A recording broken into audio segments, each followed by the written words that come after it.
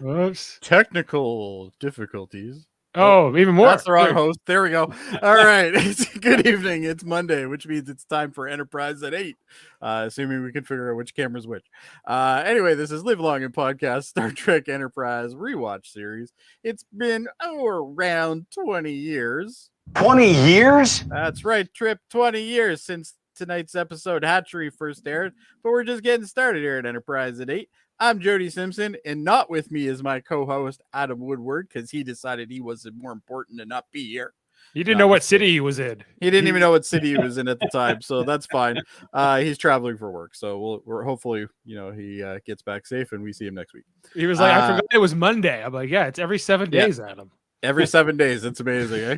It's almost like every clockwork. week starts with a Monday. Well, it depends on who you ask, because some weeks start with Sundays. No, if you ask assholes, it starts with Sunday. If That's you true. I ask agree. a normal I didn't know person, that one. I didn't know that. Anyway, joining just me and not Adam is tonight's Live Long and Podcast awesome producer and the man who wouldn't put the welfare of a few Xindi behind his own people, Dave Bader. We can't leave these children to die. There's rules even in war, Jody. It's true. There is rules in war. We gotta save these bug kids. These bug kids, yes. I must be Ant-Man. And then, of course, who could forget the man who doesn't throw morality out the window when things start getting a little rough? Kevin Millard. I throw it out the window well before that. That's right. Because that's the right way to do it. Anyway, tonight's episode is Hatchery. This is the 68th episode. We're almost on the magic number 69. Of the series. And this episode is about Enterprise finds a derelict Xindi insectoid ship carrying a cache of unhatched eggs, and Archer takes an increasingly obsessive interest in preserving them. I wish I just had a Trip saying every random number like 69. Like, I wish 69. If I ever meet Connor Trenier, I think that would be my request. That would be pretty pimp. Do all the numbers, please. Just all the numbers, like in complete exasperation. Like you're completely incredulous as to how this could be. We like, can always send him a message and see if he'll do it. Like he does his own pod, so if anything, I can get him on Cameo, and I could get him to do it there. Actually, the two of them did a really good pod. They had Riker on in the last pod, so that was good. Frakes? Yeah, Frakes is on there telling stories and stuff, so it's quite nice. Anyway, what do we think of this episode, guys? You know what? It's fine. I think that, as we're going through this, I'm like, this season is just so long for this story, Well, the arc is only like a 7-episode arc, so they had to kind of like really drag it out a bit. Right. So it's like, and again, on our way to go to on our 3-week Red trip Giant, we're now to Azadi Prime. It's like a 3-week journey, so we have time for the doctor to hallucinate, and we have time for this, and I don't think for mutinies and a whole bunch of stuff. Yeah, the episode's not bad. I just feel like in the scheme of the season, because this is just the way they were doing television at the time. Yeah. It's like, okay, fine. I get that this story was necessary or even like a good thing for this season, but I'm just like, can you get to where you're going already? Yeah, like can we get there? Which, by the way, I believe is next week. I think we actually get there. This episode, I would have liked it much better if he hadn't been infected with something, and he was just making the case for helping these insectoid kids and made all the same arguments.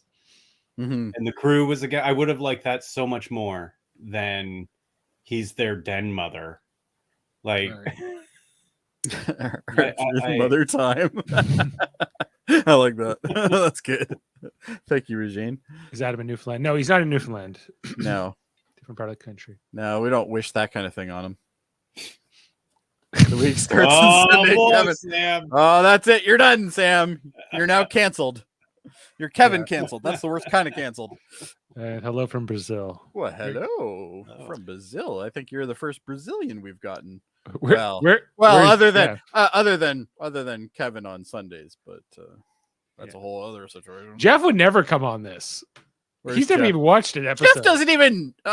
Does Jeff even go on anything anymore? Like, I don't know. Do we ever see him on anything? Sometimes he comes to the Deep Space Nine podcast. Oh, okay. Oh, that's good. considering he founded it. But yeah. And what's wrong with Newfoundland? Did you say something about Newfoundland? Number one, the week starts on Sunday, apparently. It also starts on the half hour. You gotta have to have the half hour time zone. You know what? It's fine, Sam. Everybody has their own way of doing things, and there's nothing wrong with that. Anyway, let's get with the program here, I guess, so to speak. Yeah. Let's maybe this one. That one's not too bad. This one or this. Let's do this one. Okay. Okay. That one. All right. All right. So, Enterprise in space. What's going on? They find a planet. Magnify. They find a crashed insectoid ship. It doesn't look like it's got any energy. There's no other ships around. They don't know what's going on. What would have been better is if they had found a Xindi insectoid settlement that was also the Old West. Oh, that'd be amazing. And they're all cowboy insectoids. The problem is, though, Kevin, is you can only do one cowboy episode a season, and they've already done it. So, well, maybe I got my hopes. Maybe next season. Maybe they're riding big ladybugs around or something. Like in Futurama when they're on Mars. Yeah. That'd be great. Yeah, riding big ladybug things. Yeah. Yeah. So the teaser is pretty quick. They've had a crashed insectoid ship.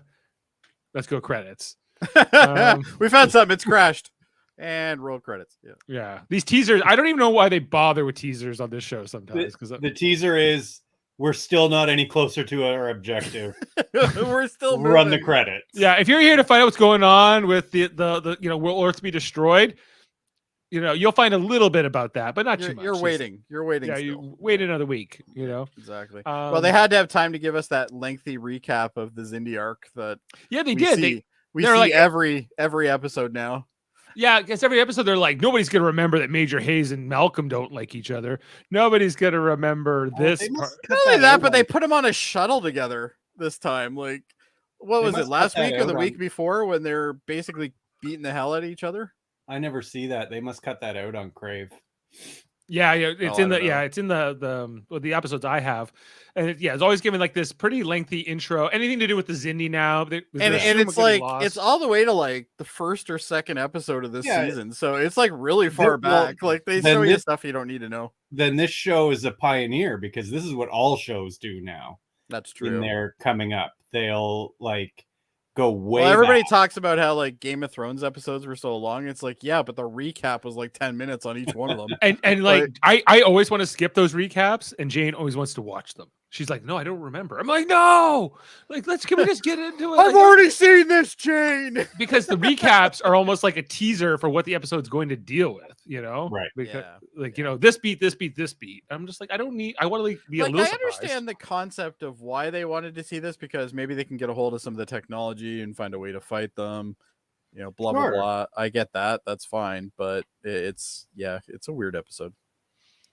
Yeah, they spend quite a bit of it in these encounter suits. Ironically, the second they take off the encounter suits, that's when Archer gets infected, basically. Yeah, I never understood that logic. It's like, there's breathable air. Let's take off our protective helmets. Is it ironically or totally predictably? Well, you're right. They always do it. They always want to take off their helmet, and often it goes bad for them. And if they left the helmet on, they would be fine. Yeah. But the real answer is they don't want the actors to have to ADR all their lines after the fact. So they're trying to cut down on that. So we got some nice CG Xindi there. We find some dead Xindi insectoids. I did like the little conversation that Malcolm was having though, where his dad actually collects bugs. Yeah, and then Trip's like, wow, maybe we can take one of these back for him. It's like, okay, what's he gonna do? Put it over the fireplace? Yeah. Like the things are huge.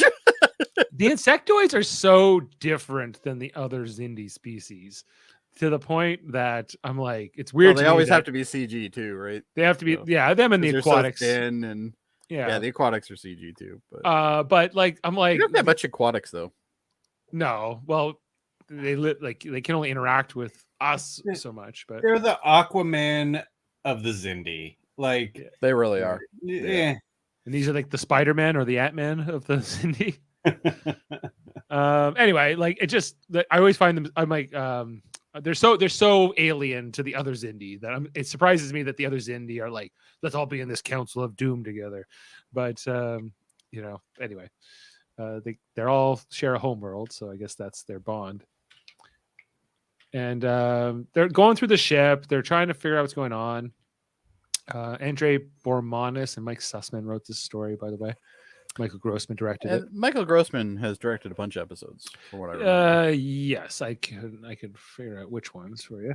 But anyway, they're kind of going through the ship. One thing I found interesting was the Makos have their own encounter suits that are different than the Starfleet encounter suits. We see what I like that though, because if they're Hayes. using the same suits, then number one, you can't differentiate between them all, which I kind of want to be able to differentiate, but it also makes sense because they were just kind of thrown on this ship, and so they would have had to bring their own gear, right? So, and from what I can tell, they only have enough suits for the main cast. So, it's not like they have stockpiles of these suits kicking around. So, yeah, I know. Well, it was a choice. Like this is an episode. They're like, okay, we have to put a Mako in a suit. Are we going to give him a new suit? And they chose to give him a new suit. So. Yeah, I like his suit better than theirs. But. His suit, yeah, I don't have a great shot of it. Well, he's in the background most of the time, so you don't really get a good shot to begin with, right? Right. He doesn't say anything in these early scenes. But I didn't even realize it was him. I thought it was just some generic Mako for a while. Like I knew there was a Mako there, but I didn't realize it was Hayes. Right. Yeah. Anyway, they're like, they get trapped in this compartment, and then they're like, oh, there's a breathable atmosphere. And this is where Malcolm's like, oh, it's kind of stale. I'm like, maybe you shouldn't breathe it. Yeah, maybe you should just put back on the suit. You're breathing just fine before that. Just because it's oxygen and nitrogen doesn't mean that that's all there is. Yeah, it's true. It's true. Plus, I'm sure, like, I don't know if the insectoids smell. I would imagine they do. Probably, yeah. But anyway, to us. There's some CG flashlights in this that I don't think totally hold up. They were pretty bad, yeah. They were bad. I remember seeing that. Yeah. Oh, there's one of Major Hayes' suit. There you go. But it's so dark you can really barely it's tell. Like the Starfleet ones are almost like have like this baseball cap effect at the top, and his is more like a miner's helmet. Like a miner's helmet, yeah. Yeah. And a different kind of material and coloring, of course, too. Mm-hmm.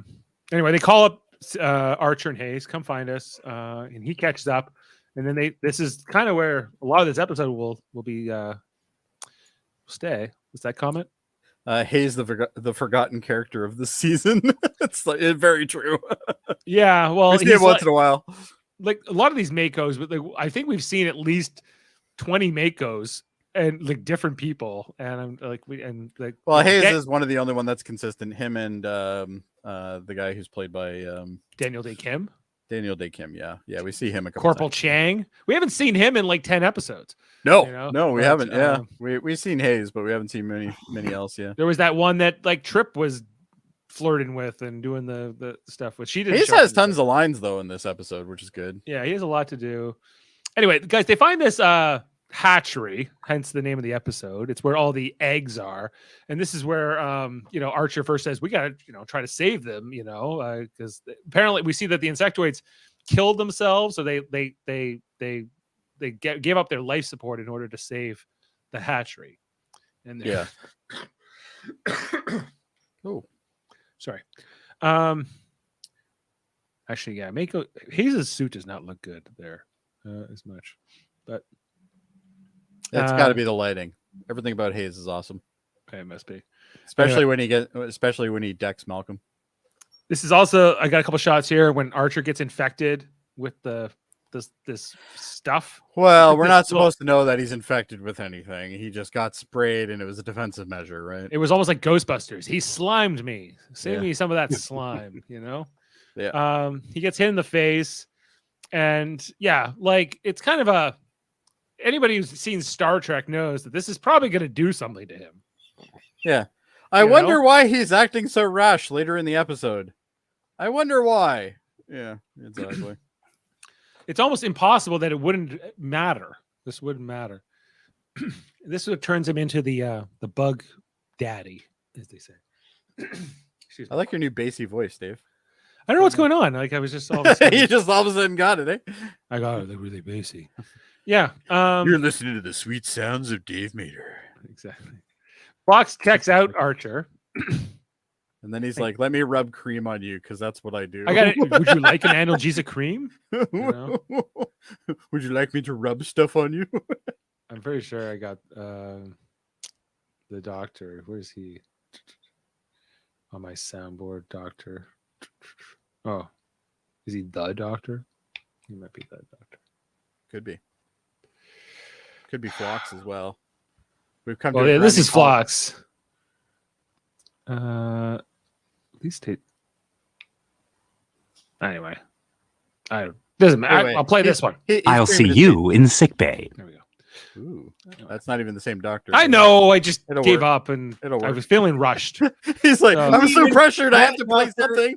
That doctor even has an analgesic cream It's true. line. I know. I could have pulled that. Yeah, you could have pulled that. I'm pretty sure. Anyway. I thought I had like a line where like the EMH says, "Would you like an analgesic cream?" Yeah, But I because don't. he said it before in Voyager. Yeah. But apparently I don't. Anyway, so They decided to bring the shuttle. They found a shuttle as well, so they Yeah. decided to bring that back.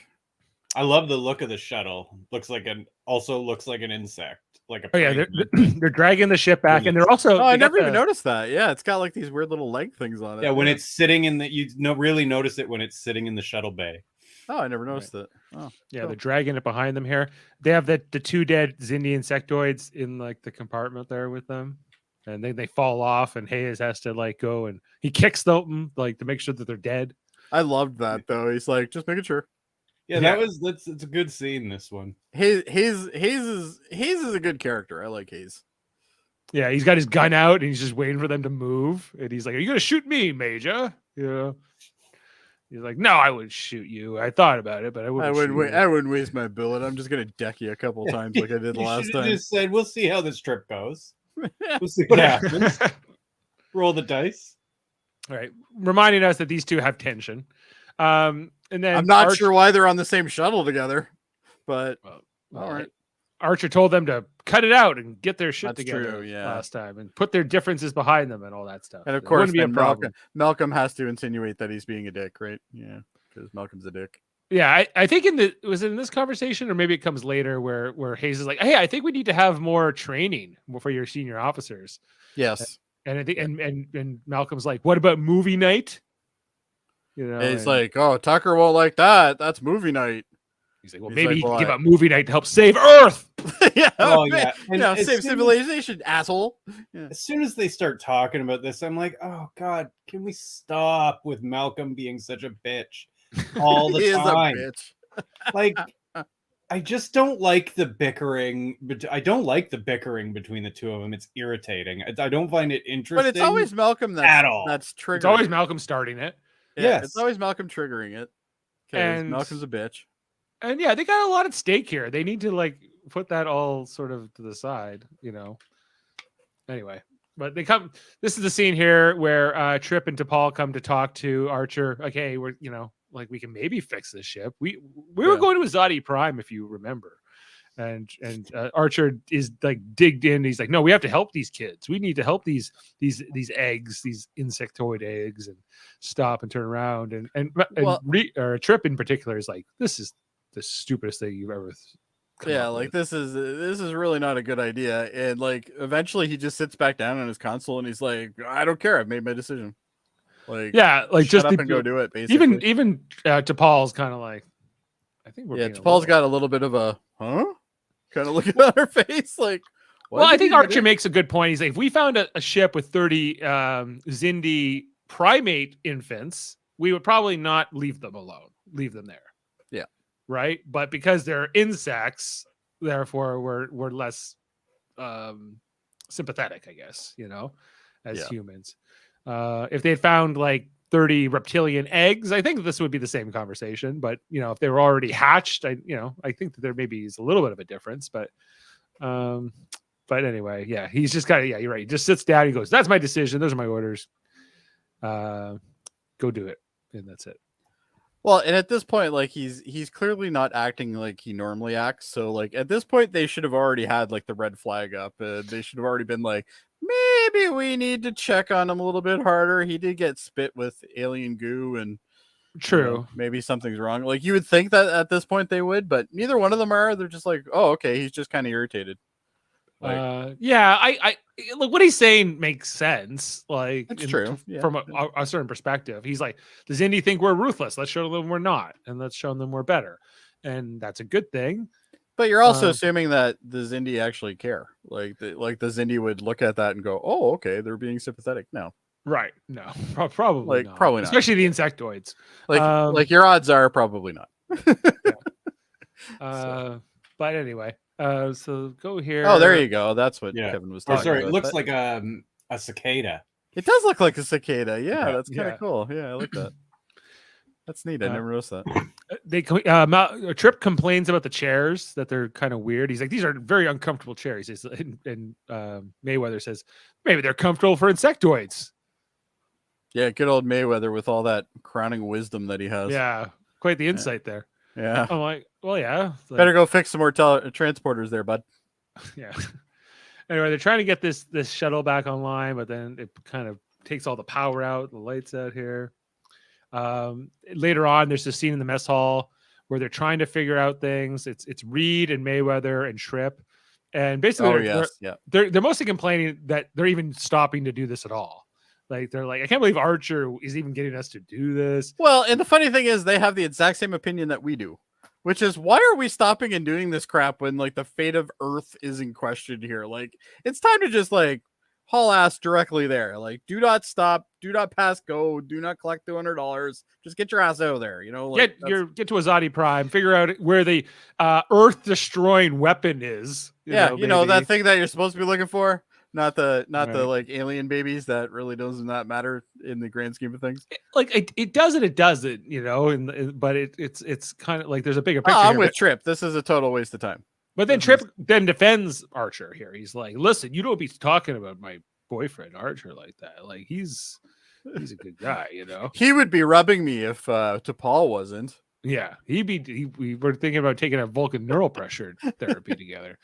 Anyway, in water polo.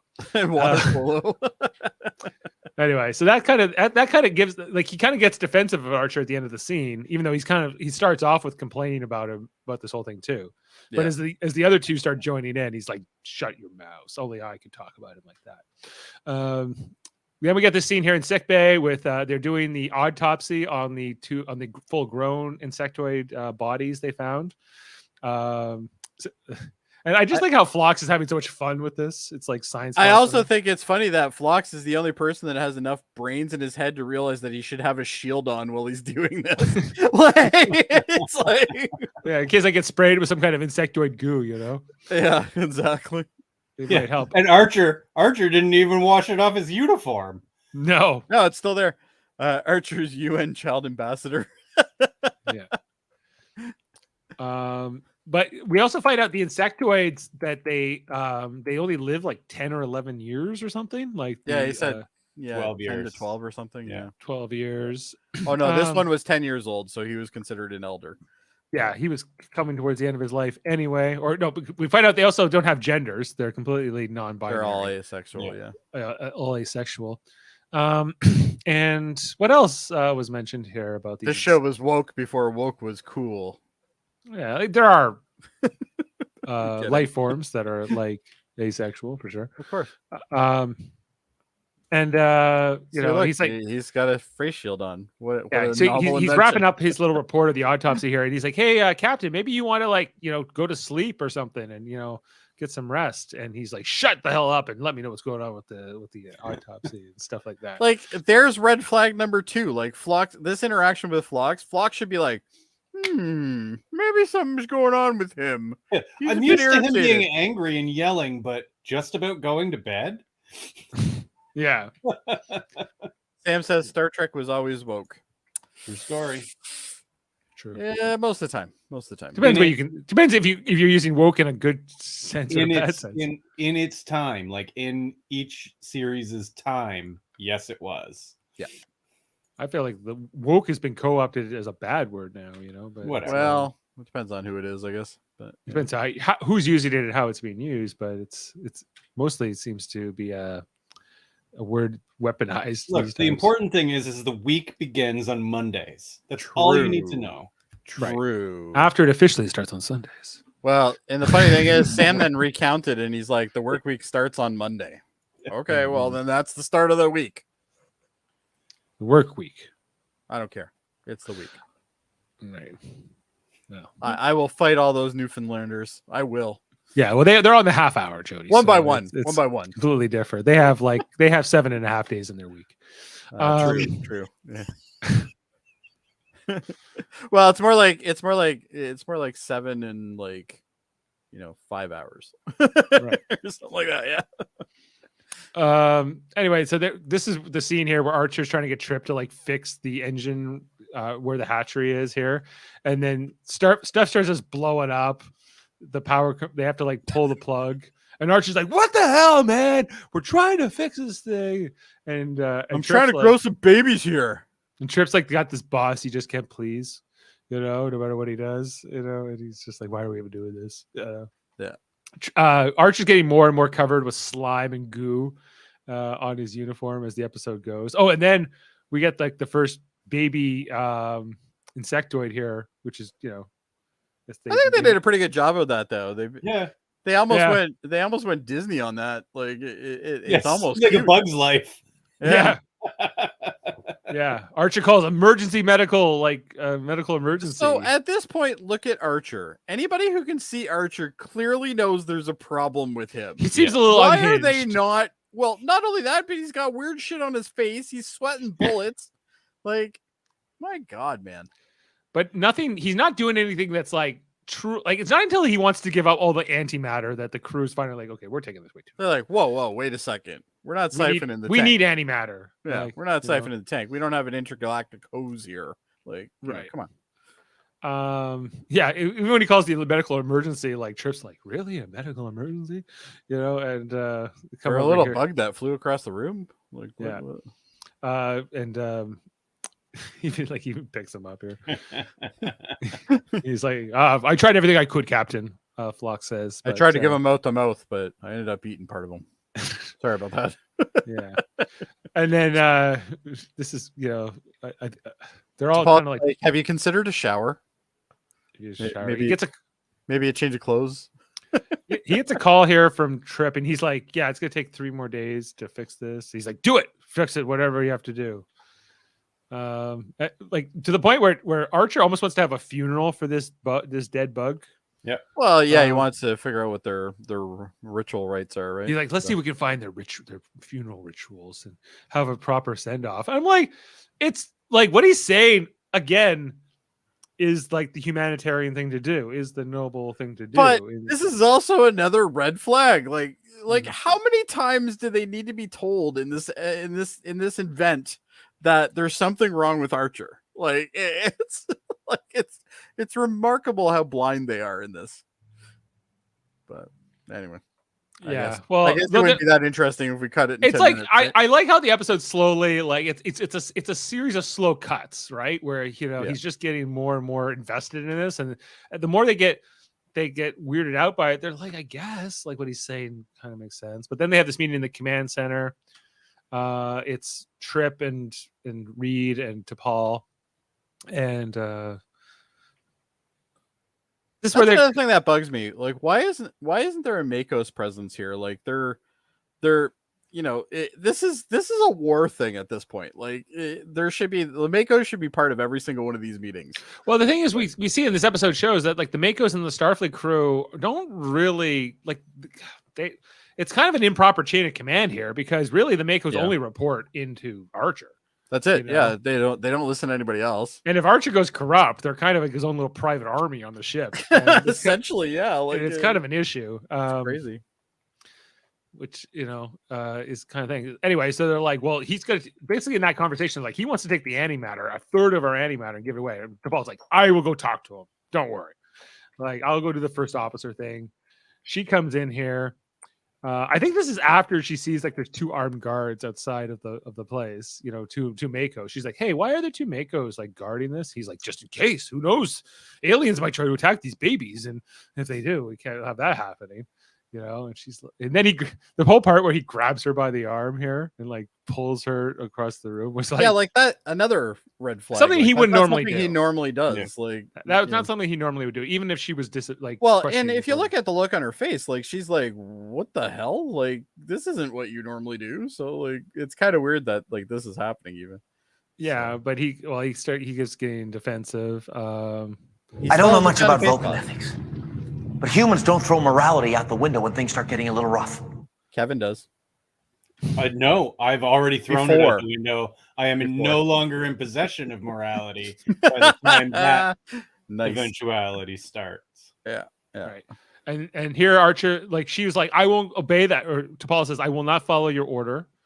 And she just gets so mad, and he's just like, Hayes, take her to her quarters and confine her. You know, and he's like, sir, you know, like, huh? And he's like, you heard me. Get her the hell out of here. So she goes with him. And even like these 2 other Starfleet guys who are in the background, they're like, that was kind of weird. And then he looks over, they're like, we'll go back to doing whatever we were doing here. It kind of ends this kind of awkward moment here. There's a kind of a time jump, and then we get Archer coming out of the shower. Finally. He's finally realized he's full of goo. Yeah, he's been covered in bug goo. He just liked all that goo on his face. You know, he's coming around. Got to see shirtless Archer, I guess. You know, you got to see BVD boxers.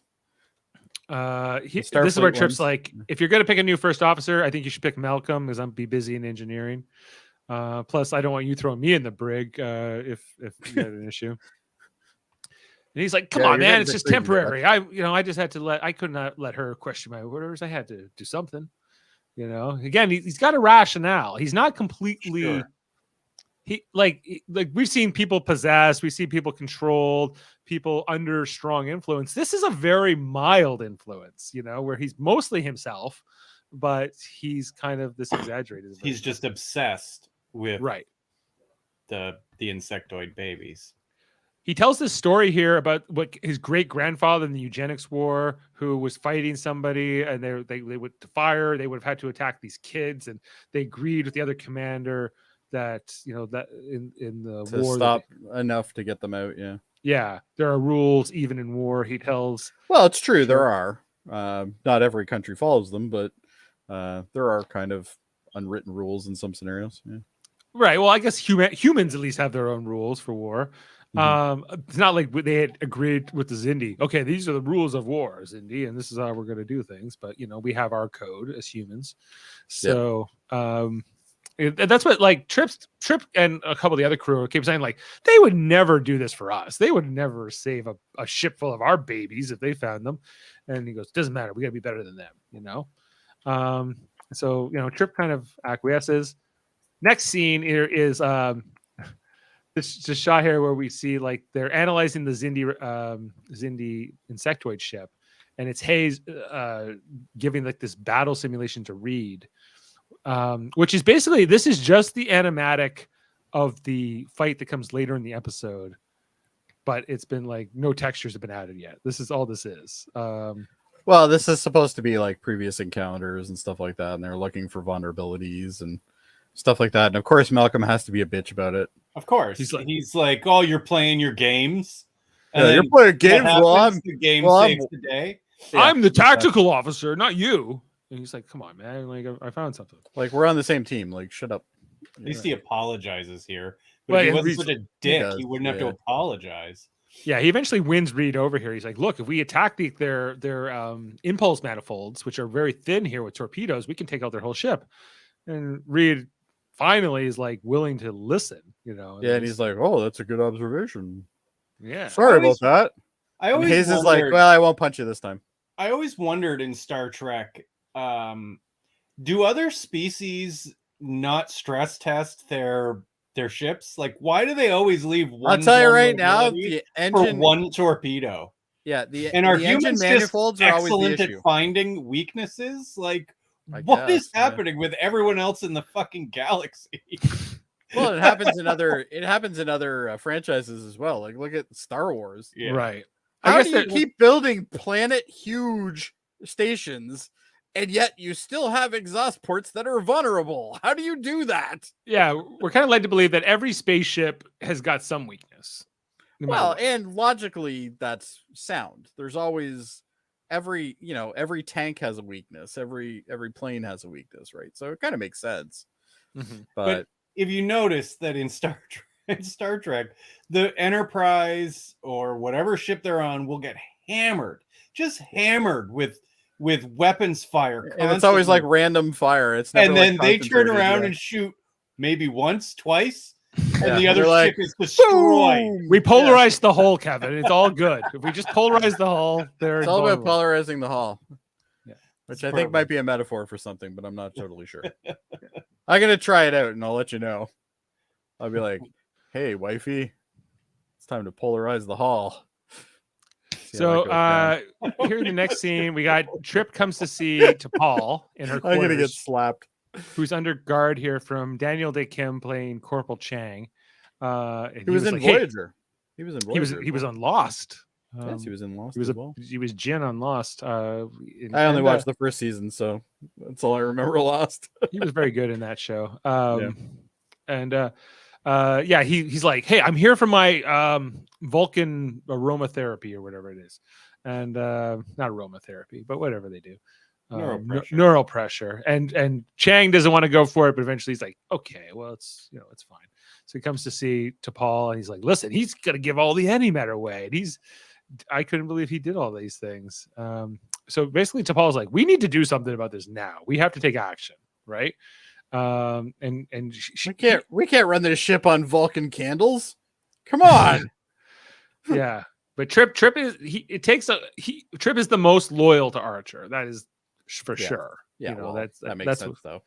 We know that already. But this episode just reinforces that. Like, push comes to shove, he's going to try to side with him.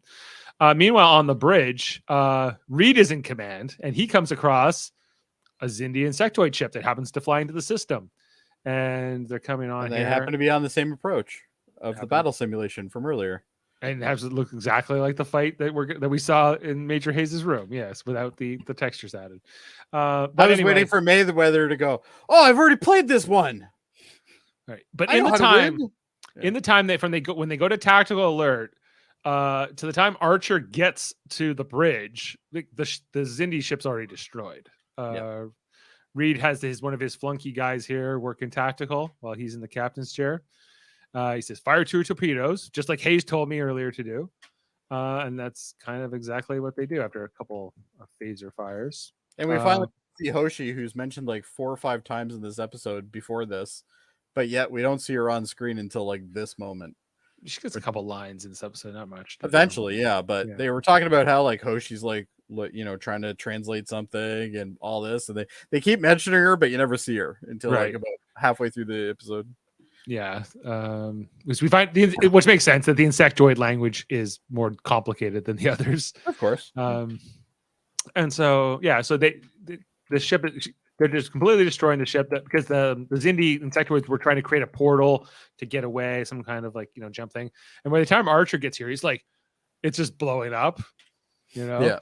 He's just like, you idiot, you destroyed them. They could have taken these babies, He's like, well, sir, like they were going to call the rest of the insectoids and give away our position and whatever. He's like, you dumbass. I can't believe you could do this. And there was no like, oh, cool, you found a weakness. Great. That's going to come in handy later. He even goes out his way. He's like, call up Major Hayes. He calls Major Hayes. He come to the bridge. He's like, you are relieved. Well, I think he calls him to his ready room first, and then he says he's relieved or something. Yeah. And everyone looking around the bridge, like Hoshi and Mayweather in particular, just going, is he serious? Is this happening? But yet everybody thinks Archer's still okay. Well, they're like, he's still the captain, so we have to do what he says, right? Yeah, it's crazy. And then he tells Hoshi, and find out if you can set an all distress signal to all the insectoids at once. Okay, Hoshi? And she's like, She's like, I haven't even translated this yet. What the hell? But like, how bad of an idea is that? Like, let's tell all the Xindi where we are right now. You know, while they're us, who are the only thing between them and them destroying all of Earth. Like, we're the only ship in the fleet. There's this whole scene here where Archer's talking to Hayes about how he needs officers who obey orders, who do what they told. You know, I need officers who respect the chain of command and can follow orders. Yeah. You answered only to me, Hayes, and Hayes is like, I'm with you, man. I'm whatever you want. I'll totally do it. Well, he's under orders. He's supposed to be, right? Like, so realistically, Hayes is doing what he's supposed to be doing. Like, is it reasonable though for Hayes to be the captain of the ship? No. No. It doesn't make sense that he would be in command the gunnery sergeant isn't the guy that you put in charge of the ship. Like, it isn't. Yeah. Like he's Mayweather or even Hoshi would take command before him. Like it's even though the problem is Archer keeps locking up people. So yeah, true. At this point, he's gonna have Bob from maintenance is gonna be the guy that runs the ship. But the fact that Hayes is that if Hayes was in charge on the bridge, he would have destroyed that ship too. Yes, of course. Right. Not only that, he probably would have nuked the other site too, so he had nothing to worry about but going forward, right? But the fact that Hayes is about getting it done. Like, Hayes just wants to get this done and go home. Like, he's made it very clear over and over again. Well, he's not interested in all this politic crap that's going on. I think that's also kind of what this episode is trying to say in an indirect way, is that, like, you know, Hayes is military, and Starfleet purely blindly following orders is not really the best way to go about being in space in Starfleet. You know, like, I think you need the chain of command, you need discipline and structure, but the captain is not a dictator. We saw that in a lot of episodes, like even original series, you know.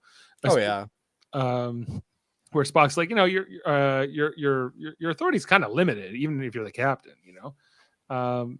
You know, it's kind of bigger than.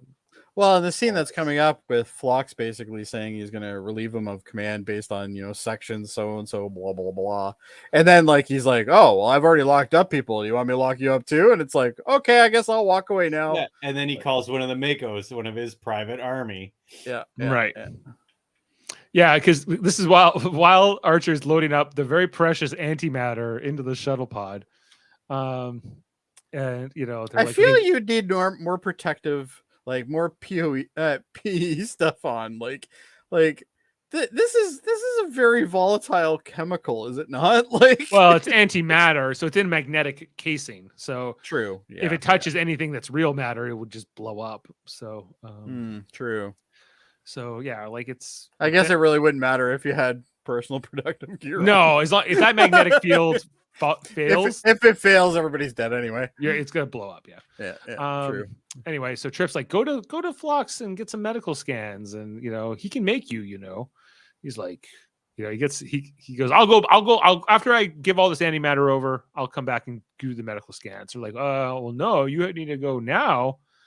And they kind of force the issue here on Archer. He gets so friggin' mad.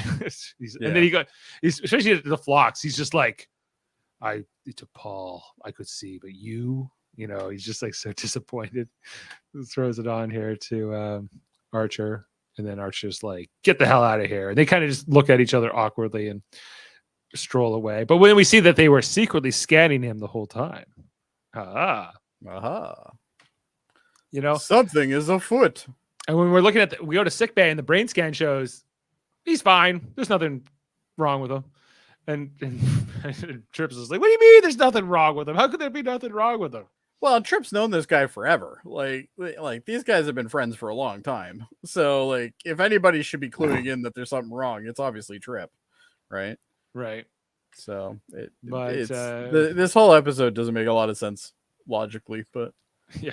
Anyway, back here on the Xindi ship, where Archer and a couple of red shirts, I guess, are getting things going. They're like, "Hey, Captain, look up there!" And he sees like some of the babies are starting to hatch from their eggs here.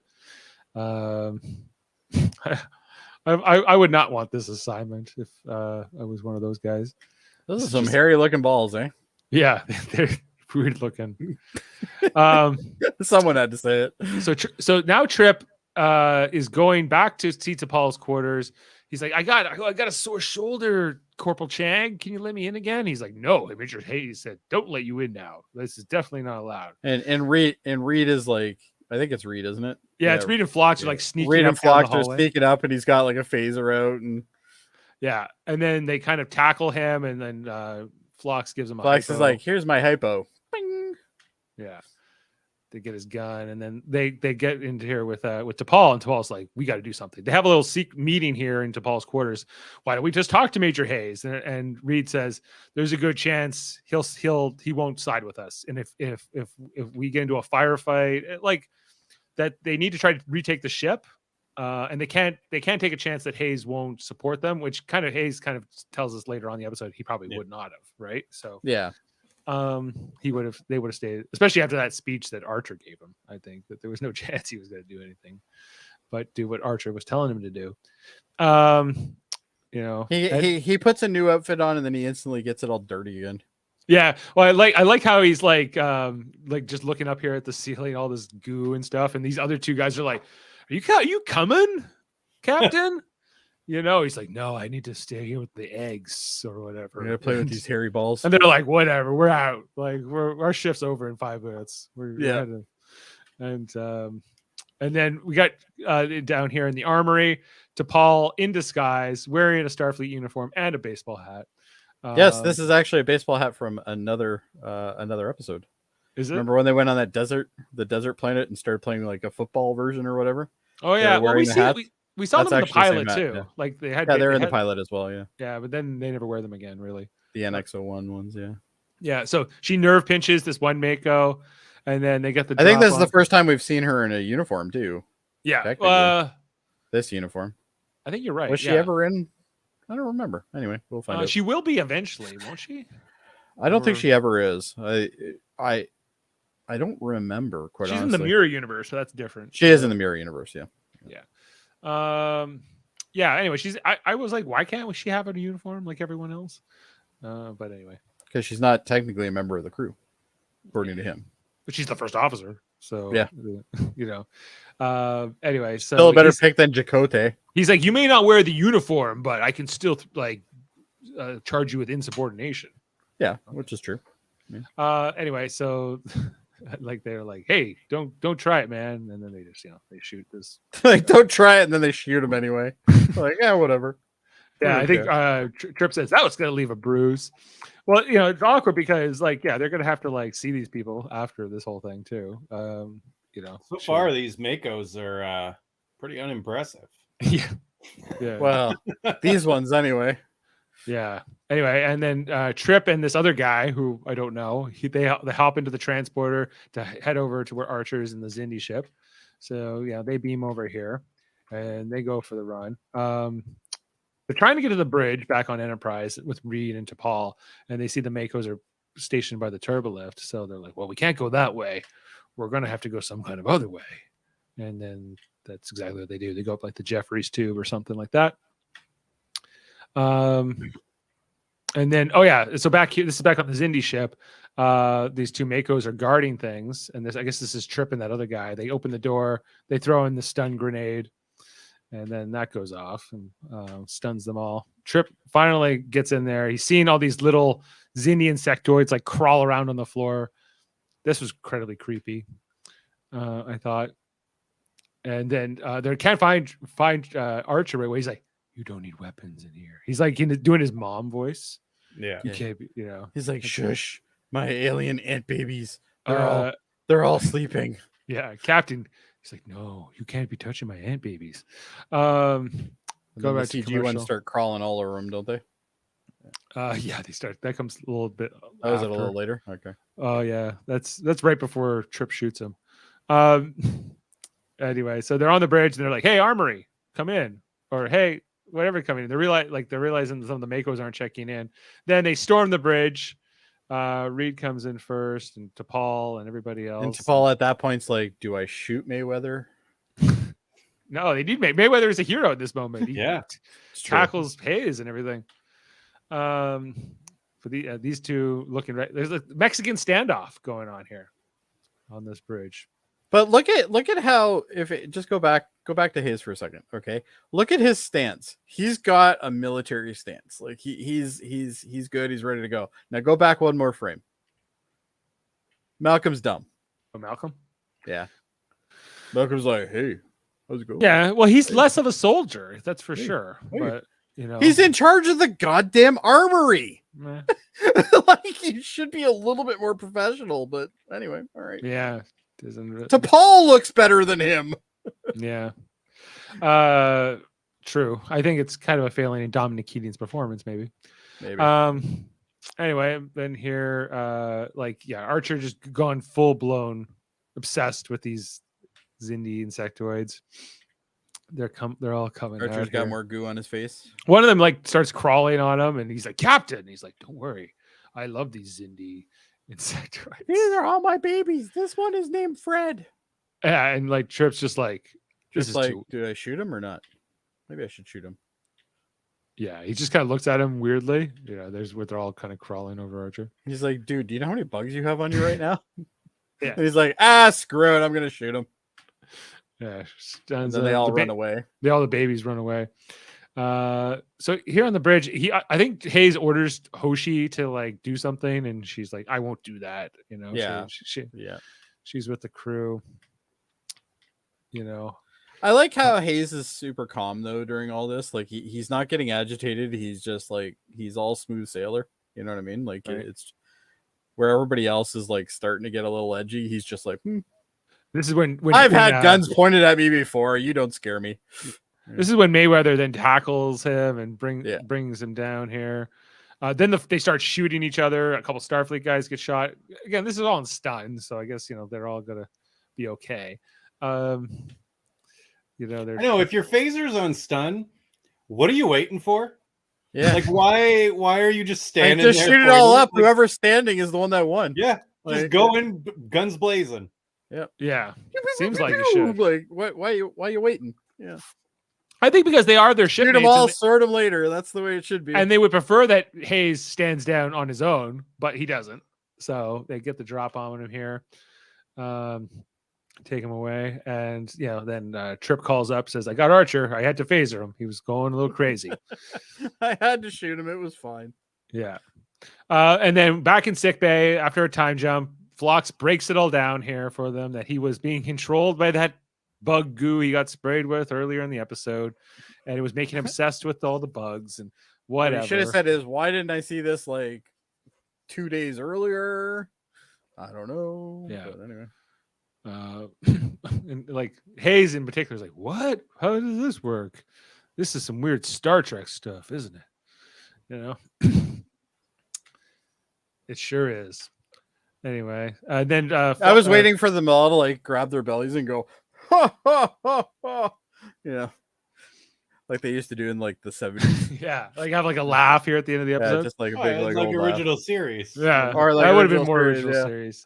Yeah. And so T'Pol's like, "You guys, I want you guys to go back to work, back to being whatever it is you do when we're not fighting things." And he's like, "Yes, ma'am. Gonna go back to my quarters and not do anything." All right. Yeah, I'll be running Monday night fighting class or sparring class or whatever. Getting back to my games. If the movie sucks, you can come back to my games. Yeah. Doing drills, I suppose. A little moment here between Hayes and Reed where he's like, "Why didn't you come talk to me?" And he's like, "I couldn't risk that you would side with the captain and go with him." He's like, You should have figured out by now I'm a dick. Yeah. I always make the wrong decisions. I'm Malcolm. Yeah. Exactly.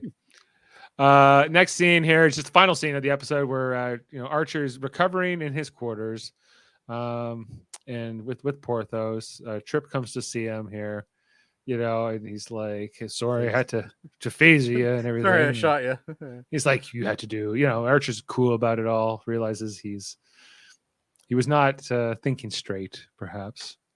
The mission's what's most important. And then at the end here, Archer's like, "Okay, I gotta get back to work." And Trip's like, "How about you actually follow the doctor's orders and take, How about you actually do something that you're told to do for once?" Yeah. And take some rest. And yeah, exactly. And Archer relents and goes with it.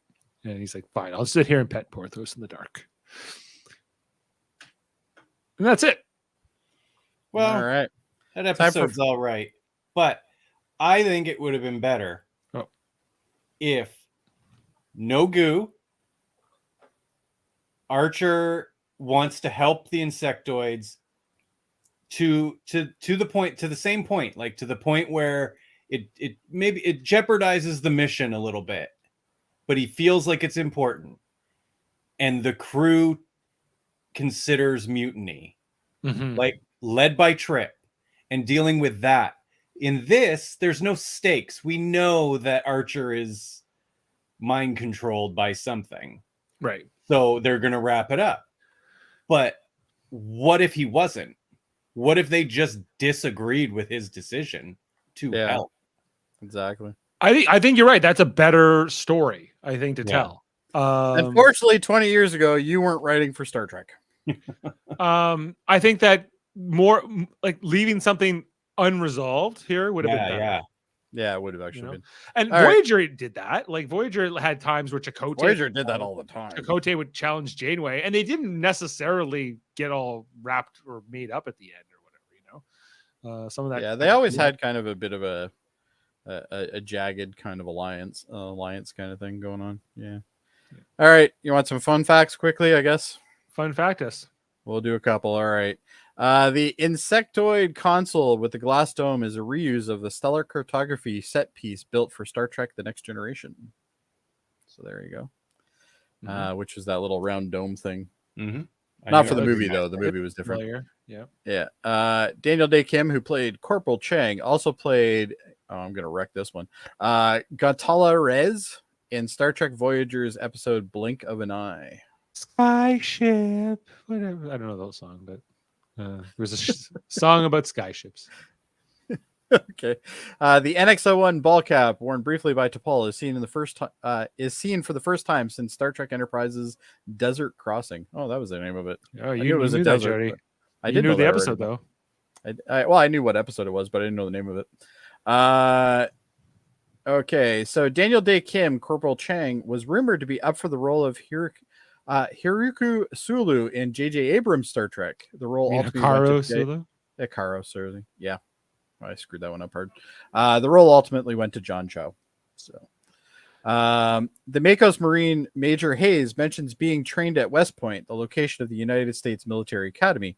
Although the present-day wet Navy U.S. Marine officers are trained at a U.S. Naval Academy, it's certainly likely that Space Marines in the far future, such as Hayes, would be trained elsewhere. So there you go. Yeah, well, I'm always trying to understand what happened in World War III and like how much of the United States even survived that. And, I kind of like how they did that in Star Trek, though, because nobody's really ever totally explained it. So it's kind of up for just, let your head wander kind of thing. Yeah, it was just awful. That's awful. all we get. That's all you need to know. Awful. It was a bad war. A lot of people died. And one last one. Well, actually, I got two. So Stephen Culp, who plays Major Hayes, previously played Commander Martin Madden, Jean-Luc Picard's new first officer in Star Trek Nemesis, but his scenes were deleted in the final Good. film. I hate those scenes. Delete them forever. You just hate that whole movie. But anyway. I especially didn't like them bringing in a new first officer. Why would you need to? Oh, because Riker was going to go get married. But you have Worf. You got other people there. Worf was busy doing stuff. And there's one other thing, which is kind of a spoiler a little bit. The Xindi insectoid shuttlecraft, for which Kevin likes so much, and now I do, was later used in Star Trek Enterprise's Azadi Prime. Is it Azadi Prime? Azadi Prime. Azadi Prime, which is actually the next episode. The interior of the shuttle was later revamped to serve as Sharon's ship in the series finale. So there you go. So they reused that one a couple times. Anyway, that's about all the fun and the fun facts we have right now. The other ones kind of suck. So did you know that Star Trek predicted the iPad? Star Trek actually, when it comes to technology, there's a lot of things that Star Trek actually inspired, such as the flip phone. That was inspired by Star Trek. Bulky laptops. Yeah. LCD panels. Another thing that was touchscreen interfaces. Yeah, there was a lot of stuff. Yeah. It's called imagination, Sam. Imagination. And then you can sometimes leads to things. Okay, let's go into our ratings, guys. All right. Why am I so big and everybody else is so small? You were doing the fun facts. You were the I star see. of fun facts. Okay. Oh, I see. Okay. Okay. Hatchery, Jody.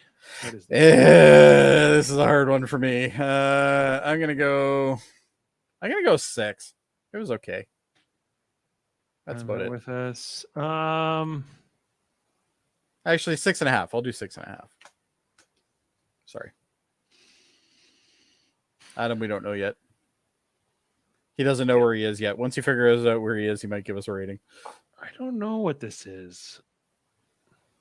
7, 8, 7.5, I guess. Kevin? I'll go 6.5 as well. And we didn't get Davin either. And Sam in our comments says 6.5 as well. So we're that's kind of, we seem to be somewhere between a 6.5 and an 8. With us, this has a 6.6 on IMDb. I guess it's an Archer episode. I guess. Yeah. Archer to Paul trip. That's about it. Yeah. But I would say Archer mainly. Yeah. The Mayweather episode. He saves the day. Yeah, it's all about Mayweather. He has a few lines, so you could make an argument. Yeah, he's in this episode more than he's been in the rest of the series. I'm sure of it.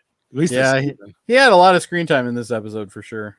Has he had any episodes this season? I don't think so. No. He's had like 4 scenes the entire. I'm kind of okay with that though. I'm not gonna lie. Well, him and Hoshi for that matter, but yeah, they're not used at all. But Dave, you know what? We have a lot of you and other people on this podcast and the channel for which the channel. Yes, absolutely, Jody. We are called Live Long and Podcast. If you're just joining us, we're called Live Long and Podcast, a Star Trek theme channel with all kinds. You're of just joining us. You're late. You're absolutely. Like really you can go back and check it all out. It's all there. True. We have different divisions. We have like several divisions, including this one where it says, if you see with the red icon, that's our TV and movie reviews where we look at the specific episodes, like Enterprise, like Deep Space Nine, like we've looked at the original series. We looked at all the movies. We talk about the new stuff. But we also sometimes do our more introspective stuff, whether it be trivia or debates, or different fun games or long format discussions. You'll sometimes do that with the blue color in our science division, or Locutors of Trek, our long format audio podcast run by Davin and Dave out of Nova Scotia, which they just had a whole segment on Saturday, and we were all there. Where an absolute travesty. Yeah, we rated in those S tier ranking systems. Did we rate it though? Well, we contributed. Oh, okay. That sounds more accurate to the ranking of all the Starfleet captains. It was our first time doing that. It took us 2.5 hours to rank about 50 captains, but we did it. And check that one out. It might take you a few sittings, but you'll get there. I suggest me too to be on it. Yeah, I suggest Scotch. Yeah, Kevin left, came back, and it was still happening. So. And then our operations division, which does things like Star Trek radio theater, video games, and different segments. We have our edited version of the Final Frontier coming out soon. I one way or the other, I'm finishing this friggin' edit. It's taking me forever because of how many different settings there are. Like, they're on a planet, they're on a ship, they're talking to Jody, who's God. So it's a lot. Rightfully so. Yeah. So, but finally, it's going to come out this week. What do I need in a starship, Dave? What does God need with a starship, Jody? I don't know. We never quite answered that question. True. So check out all those great things on Live Long and Podcast. Deep Space Nine, right? We're not sure. We'll have to figure out when we're doing that, if we're doing that this week. Because we got hockey tomorrow. Yeah. And then right now, Star Trek Picard is on hiatus, but we just covered that whole 3rd season. You can also check out starting June 15th, will be Strange New Worlds Season 2. Will be the next new show. Can't wait for that. Yeah, I'm excited for it. Yeah, it's gonna be good. We're part of a federation of podcasts, a united federation of podcasts. Live Long and Podcast is, including some great shows, which you can find on our website, ufpodcast.com, like the Super Mater Brothers podcast, which I do with Jeff and Jaemeel and Foster. Right now, covering shows like Survivor season 44. I think Sam commented earlier that Jody's guy was voted out of Survivor. Yes, he was. Oh well, you know what? In the grand scheme of things, it doesn't matter to me at all. Right. That's what I thought. I thought so too, Jody. Yeah. And then Big Brother Canada 11. Which what about my man with all the O's in it? He's gone. Hope. Oh man, I suck at this. Hope was a dope. Hope was a dope. Good dancer though. Good. And and then soon we're gonna be covering Guardians of the Galaxy 3 on our Mary Mater Marvel Society, which you can find on that channel too. There's other great shows like Davin's got X-Rated, the X-Men the Animated Review Show. He does with Andre every Tuesday, talk about X-Men the Animated Series. Andre does the Graphic Histories podcast, long format interviews with people from TV and film and comic books. Hold Up, a movie podcast every second Wednesday with Davin and Murphy. This Wednesday, Jaemeel is joining them to talk about heist movies. And heist movies, that's what it was. I was trying to figure out what it was they were doing this week. I forgot yesterday when I was talking. They're doing heist movies. Eamon. Yeah. And then Eamon On Track, one of our newest channels in the Federation of Podcasts with Eamon Mater, who was just doing his 4th episode last night with Jody, talking about Nirvana's Nevermind, the second album by that band. Yeah. He's very insightful on music. I'm actually quite surprised with him. Yeah. That's a very fun podcast where all the guests get to kind of teach him or show him music. Oh, no, he was doing really good with it.